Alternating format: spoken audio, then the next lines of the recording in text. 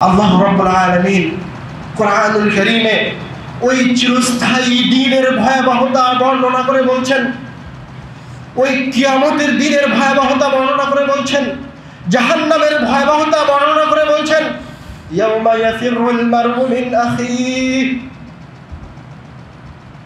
সন্তান নিজ ভাইকে দেখে পালিয়ে যাবে কিয়ামতের মাঠে। ওয়া উম্মিহি ওয়া আবিহি, যে সন্তানের জন্য আপনি বাড়ি বানিয়েছেন, অট্টালিকা নির্মাণ করেছেন, সেই সন্তান আপনার দেখে পালিয়ে যাবে। ওয়া সাহিবাতিহি ওয়া বানিহি, শুধু তাই নয়, আপনি যে অট্টালিকা নির্মাণ করেছেন আপনার সন্তানের জন্য, আপনার কলিজার টুকরার জন্য, আপনার জীবন সঙ্গীর জন্য, তাকে রেখে ওয়া সাহিবাতিহি ওয়া বানিহি, আপনার এই কলিজা ছেঁড়া ধনকে দেখে আপনি কিয়ামতের মাঠে পালিয়ে বেড়াবেন। আল্লাহ রাব্বুল আলামিন বলছেন, খুযুহু ফাগুল্লুহু, আল্লাহ রাব্বুল আলামিন বলছেন, খুযুহু ফাগুল্লুহু, যারা আমার বিধানকে অস্বীকার করেছে, যারা জান্নাতের পথকে সুগম করেনি, দান সাদকা করে পাপকে মিটিয়ে নেয়নি, খুযুহু ফাগুল্লুহু, যারা নাফরমানি করেছে তাদেরকে ধরো, পাকড়াও করো, তাদের গলায় জিঞ্জির বেঁধে দাও। সুম্মাল জাহিম সাল্লুহু, অতঃপর তাদেরকে টানতে টানতে জাহান্নামের লেলিহান শিখার মাঝে নিয়ে গিয়ে ছেড়ে দাও। সুম্মা ফি সিলসিলাতিন যারউহা ৭০ যিরাআন ফাসলুকুহু, অতঃপর জাহান্নামের ভিতরে নিয়ে গিয়ে, জাহান্নামের নিচে নিয়ে গিয়ে ৭০ যিরাআন ফাসলুকুহু, আগুনের উত্তপ্ত জিঞ্জির দিয়ে তাদেরকে জাহান্নামের মাঝে বেঁধে রাখো।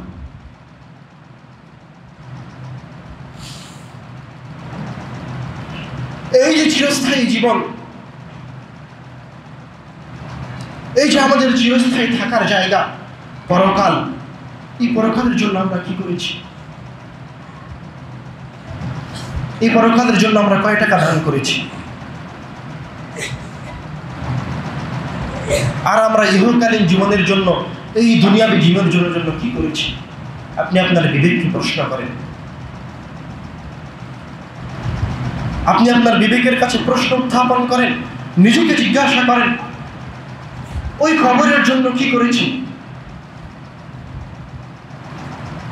মুমিনদের মাঝে শুধু নাফরমান কাফেরদের বিষয় নয় যে শুধুমাত্র নাফরমান কাফেররাই জাহান্নামে যাবে, তারাই কেবল আগুনের আযাবের সম্মুখীন হবে তা নয়।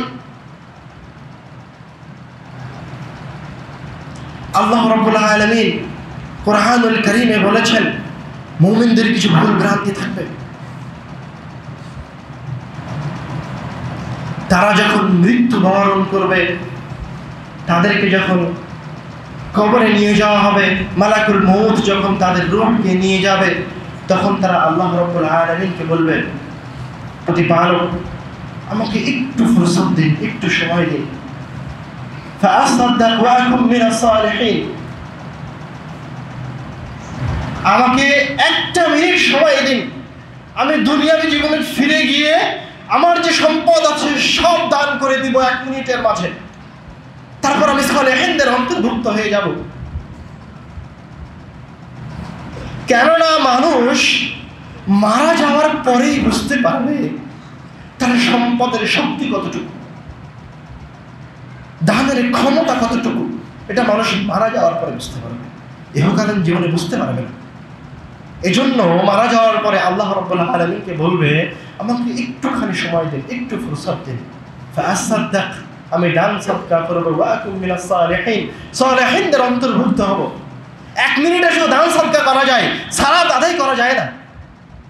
ও কিন্তু বলবেন আমি সালাত আদায় করব, আমি সিয়াম পালন করব, আমি হজ করব, আমি দাওয়াতি কাজ করব, কি বলবে? আমাকে একটু সময় দিন, আমি দুনিয়াবী জীবনে ফিরে গিয়ে দান সাদকা করব। দান সাদকাকে আল্লাহ রাব্বুল আলামিন এত ক্ষমতা দিয়ে রেখেছেন, এত শক্তি দিয়ে রেখেছেন, যা আল্লাহ রাব্বুল আলামিন অন্য কোনো কিছুকে দেননি। এই জন্য শেখ আব্দুর রাজ্জাক বিন ইউসুফ সবসময় তারা দান সাদকার আলোচনাগুলিতে বলে দান সাদকা করে জান্নাত কিনে নেওয়া যায়। তার চাইতে কঠিন কথা শেখ আব্দুর রাজ্জাক বিন ইউসুফ চেয়েও কঠিন কথা ইবনুল কাইয়িম রাহিমাহুল্লাহ বলেছেন তার কিতাব ওয়াবিলুস সাইরে, যে যদি কোনো মুনাফিক কাফেরও যদি দান করে তা আল্লাহ রাব্বুল আলামিন তাকে দুনিয়াবী জীবনে বিপদ বালা মুসিবত থেকে রক্ষা করবে। তা আমি আপনি তো মুসলমান, রক্তে মাংসে মুসলমান, জন্ম হয়েছে মুসলমানের ঘরে, আমি আপনি কেন দান করি না? আমি আপনি কেন জান্নাতের পথকে সুগম করার চেষ্টা করি না?